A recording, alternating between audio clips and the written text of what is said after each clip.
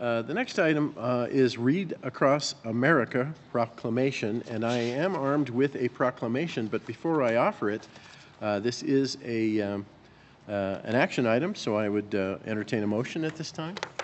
I move that the Board of Education of Weld County School District 6 adopt the proclamation declaring March 2nd, 2016 as Read Across America Day in District 6. Second. Moved and seconded. Now, Dr. Pilch, have you got a direction to offer here, or do I turn this part over to Ms. Otto? It is up to you all, to whoever's going to read the proclamation. Well, I have the proclamation. Ms. Otto, did you want to offer the proclamation or have another comment? I believe you had another comment. Please do. Yeah, that's great. Come on down. So Dr. Pilch, President DeWitt, members of the board, thank you for allowing me to come back to the podium tonight to talk to you just a little bit about Read Across America. Each year, thousands of children across America celebrate Dr. Seuss's birthday through the Read Across America program. In May 1979, a small reading task force at NEA came up with a big idea. Let's create a day to celebrate reading, the group decided. We hold pep rallies to get kids excited about football. We assemble to remember that character counts. Why don't we do something to get kids excited about reading? We'll call it NEA's Read Across America, and we'll celebrate it on Dr. Seuss's birthday. And so was born on March 2nd, 1998, the largest celebration of reading this country has ever seen. Now in its 19th year, this year-round program focuses on motivating children and teens to read through events, partnerships, and reading resources. Motivating children to read, as we all know, is an important factor in student achievement and creating lifelong successful readers. Research has shown that children who are motivated and spend more time reading do better in school. So I invite you to do your proclamation in the spirit of Dr. Seuss. You're never too old, too wacky, too wild to pick up a book and read with a child. Thank you. Thank you very much. Well, this is the proclamation that I would be glad to sign should we approve this. Proclamation of the Board of Education of Weld County School District 6, Read Across America. Whereas the Board of Education of Weld County School District 6 recognizes that the ability to read well is crucial for students to succeed in all academic areas of their education, and whereas opportunity is afforded daily in our schools for silent and oral reading, and whereas community volunteers work with our students to help improve reading skills, and whereas adults reading to students allows children to gain knowledge and to improve their own reading skills, and whereas children and adults alike have been delighted for decades by the books written by Theodore Geisel, aka Dr. Seuss, and whereas March 2nd, 2016 is the 112th anniversary of Dr. Seuss's birthday, now therefore be it resolved that the Board of Education of Weld County School District 6 proclaims March 2nd, 2016 as Read Across America Day in our schools and encourages adults both in schools and at home to commit time to read to a child on this date. In witness whereof, I will set my hand and cause to be affixed the official seal of Weld County School District 6 on this 22nd day of February, 2016. Roll call, Ms. Brea, unless there's another comment. Excuse me. Thank you, Ms. Brea. Mr. DeWitt? Aye. Mr. Haefele? Aye. Mr. Hall? Aye. Mr. Lydiak? Aye. Ms. Pappas? Aye. Dr. Richard? Aye. Mrs. Solis? Aye. And the motion carries 7-0. Thank you very much. The next item on our agenda is high school interventions update, and I turn once again to you, Dr. Pilch, this evening. Thank you, Mr. DeWitt. So, I asked to share with you a little bit about what we're doing at high school. As you all know, just recently our graduation data was released for 2015, and we saw a slight decline in our graduation rate and a slight increase in our dropout rate across the district. As did many high schools in the state of Colorado. But that is not an excuse for us. Before I got here as superintendent, a year ago, I began looking at the data in District 6 and looking particularly at the graduation and dropout data. And then once I was here and had access to the data in the district, I could also begin to look at student achievement data for all of our secondary students, grades 6 through 12. And what we know is that each year we have about 250 or so dropouts. And when we do a deep dive on that data, we see that we can see those dropouts coming from the time they're in upper elementary to middle school. We can predict who those students may be if we don't intervene properly with those students. So as you know, you all approved a contract with Zero Dropouts, and we've been working extensively with Zero Dropouts, and I've done work with them for several years. And as a result of that work, we've really wrapped our arms around our high schools, all of our high schools, the 3 comprehensive high schools as well as Jefferson High School. And we're taking a deep look at what is it we need to do to ensure that every student graduates and has a plan after high school. And so I want to talk to you about that here in just a moment. But I want to point out, this important document, Innovation 2020, that drives us as a system. When we look at our 4 big goals, student learning and achievement, strengthening partnerships, climate and culture, and operational and organizational effectiveness, when all 4 of those goals are being met, we will see all of our students having a plan for graduation and beyond.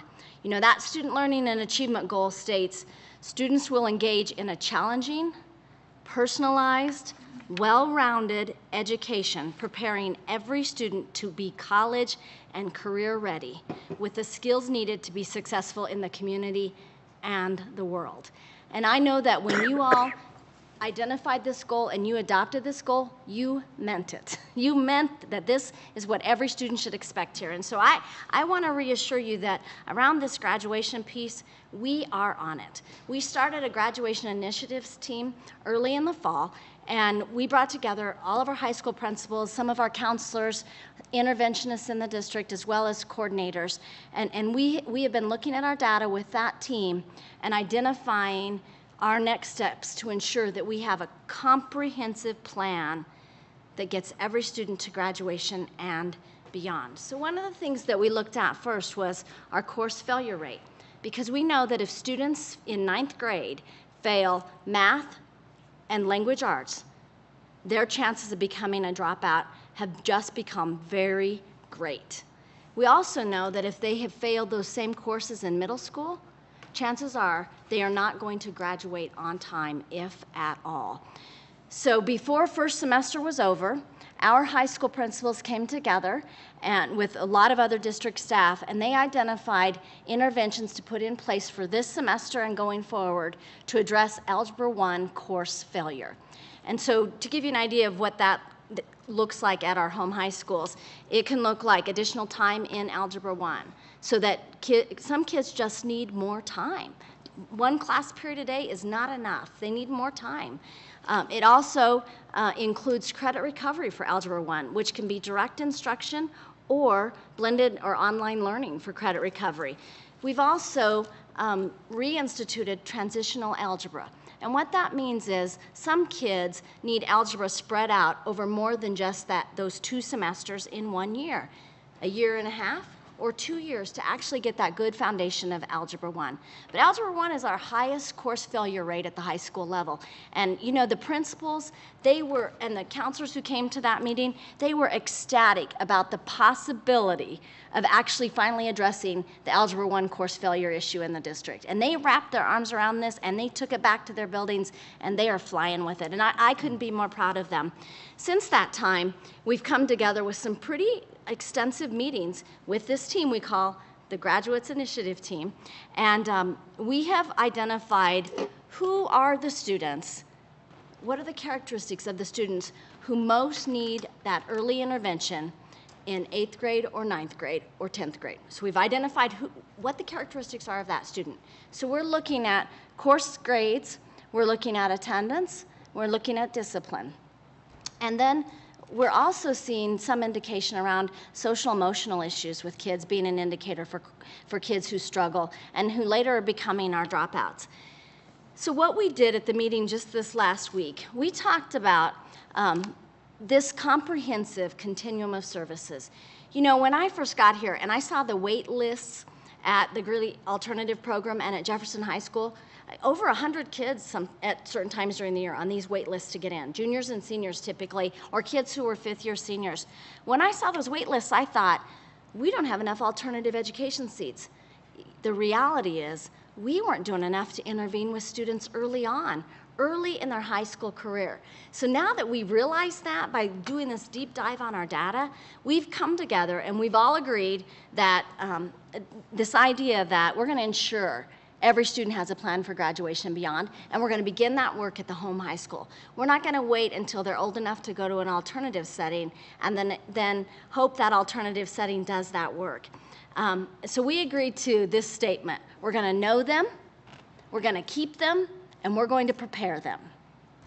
And we talked a lot about these three big circles of post-secondary readiness. We got to be talking all the time about what do you do after high school? What's that post-secondary readiness we want you to have? And then keeping our eye on that four-year grad rate. What do we got to do to make sure they graduate on time? Which means as soon as a student starts to fail one of those core area classes, we are intervening. We don't let that F hit that transcript, and if it does, once that F hits that transcript, we got a plan to get that F taken care of. We don't go on and have them take the same course again, which what happens second semester? They fail it again after they failed it first semester, right? And then the last piece is the dropout prevention work, which is the work of knowing we're going to identify who needs that support early on, and we're going to address that. And so we came up with several criteria that would say, well, not really criteria, they're interventions, that if we were doing these things at all of our high schools, every kid could graduate on time, every student. And they are the things that they're all items that the research tells us work. So it's real-time credit recovery. Like I just explained, that when a student begins to fail, there's a plan to get the student caught back up.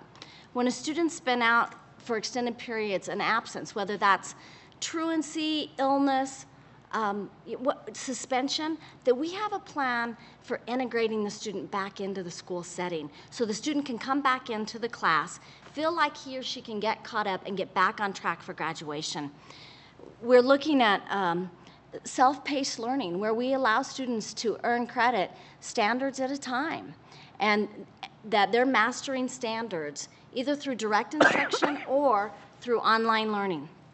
We're also looking at our school schedules and talking about what do we need to do for those kids who do need more during the school day. Is there a way to extend that school day or extend the school year?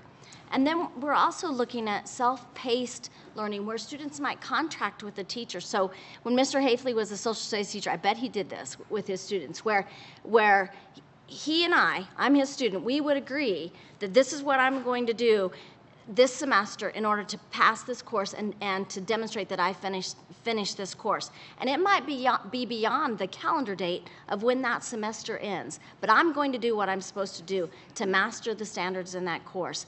So we talked about that too. The exciting thing, and I imagine you get the sense of my excitement about this, but the exciting thing here is our high school principals that day, and we had a middle school principal with us who was kind of there in an advisory role, but she decided she was going to go back and do some of this too. I asked each of them if they could identify 3 of these interventions that they would go back and begin to work with their staff on, and to see if they could get energy from their staff around it. Most of the high schools identified more than 3 that they wanted to go back and work with their staff. And I have to tell you, you know, they were so willing. I mean, our staff are ready and hungry for help doing this kind of work. And I feel really fortunate that I was able to help them with this work over the last couple of weeks. And, you know, Ms. Van Soos and Dr. Dattery were at the table as well as many other district level administrators supporting this work. And, you know, I think we might not see a significant jump this year, but over the next several years, we really believe we can move that graduation rate into the mid-80s and then up to 90%. We really believe that, because it's about intervening early in 9th grade and then even in 7th and 8th grade. So the next big work that we're going to do is look at 7th, 8th, and 9th grade. And what do we need to do for our kids who need the most at 7th, 8th, and 9th grade? And you know, my experience has been, we can do all of this with our existing resources. I'm not telling you about this because I need additional resources to do this work.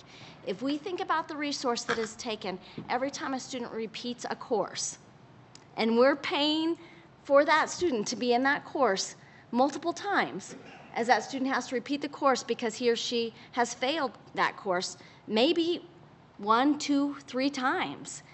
That is a significant resource that we are already investing. And by turning this around, we'll begin to invest those resources in the upfront work rather than in repeating courses. So, you know, you see my passion around this work, and we have a lot of opportunity here in creating a continuum of support for our students to ensure that every student graduates and has a plan after high school graduation. So what questions can I answer for you? Ms. Pappas. It's not a question. I just want to say I'm really excited too and appreciate the work that you all have done. And I really like your statement, know them, keep them, and prepare them, particularly because we know that a lot of our dropouts, relationships are key to that. And just having somebody pay attention and know that they're failing, I think will make an immense difference. So, you know, throughout this last meeting, every principal talked about the importance of relationships, and they get it, that a student has to feel connected to that school setting. So, you know, we're talking about the possibilities around mentoring, adult-to-student mentoring, possibilities around student advisory to ensure that students are really connected. And we have a lot of opportunity here for the expansion of career and technical education programming, which oftentimes can be the thing that really connects a kid to the school. thanks. You bet. Other comments from board members at this time? One of the things I remember hearing very clearly from a number of faculty members in our district was that sometimes their students who weren't necessarily achieving very well in a particular, say, math class, often found themselves behind in this mythical, you've got to get it done on the schedule that has been laid out. And so they found themselves taking 2 math classes in the same semester and not doing very well with either. Right. And so I'm delighted to hear. Obvious side effect was distractions, and the students became disheartened. And obviously, under those circumstances, one's attention may not be totally on the class that one's not understanding. So we're using our money wisely, but we're also using our time wisely, and the students' learning style and their progress on a kind of a time schedule that meets them best. So I'm excited, obviously, along with others on the board, to hear that this is moving forward. You know, our teachers are our greatest resource, and there is no teacher who wants to see a student fail. No teacher comes into this business to give failing grades to students, not at all. And I know when I was a classroom teacher that when I had a student failing, it was my failure.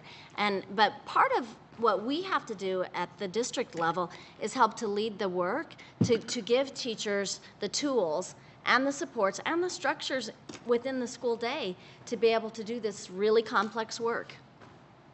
Well, thank you very much, Dr. Pilch. Well, at this time, we have completed our agenda, and this meeting stands adjourned. Thank you very much. 30 seconds. Pre-algebra is such a good because I never had any. That is absolutely monstrous success. The teachers are tickled pink. So you've heard about this. Good. Oh yeah, they've bum rushed me. They're delighted that one is. I mean, I heard about that before. I got phone calls. 30 seconds. Good. What were you guys writing notes about? You and Ron, while I was talking. It wasn't about you. There were several things though. Her hair is in her eyes. She needs to stop talking. No, absolutely. Used a double negative. You got that email with that student's name? Yes. Okay. When I watch I met her at the Latino later, Youth I'm going to look at Conference when she myself was in being 8th grade. okay. And we've been in contact ever since. I mean, Well, I was going to mention to you that I And didn't really, realize that what run of button the students, was and that's my punched. experience in this chairs. I knew So, so that's the screen I should be seeing for TV, the superintendent, all that stuff. Remember I told you that I'd forgotten We had a everything deal called already? Save One. So next time, West, and I always had Save 10, but this man, you know, that's exactly right. Save One was a stud thing. So you know that already, it's gotta be on. I found it. I did later. I was the only one that, I looked around, everybody else was watching. You and I were the only ones there with this thing going on. No, I was gonna come over and apologize. No, that's all right. Registration, but that's why I just hit on That- and check in on it. Hello. And they would sign up.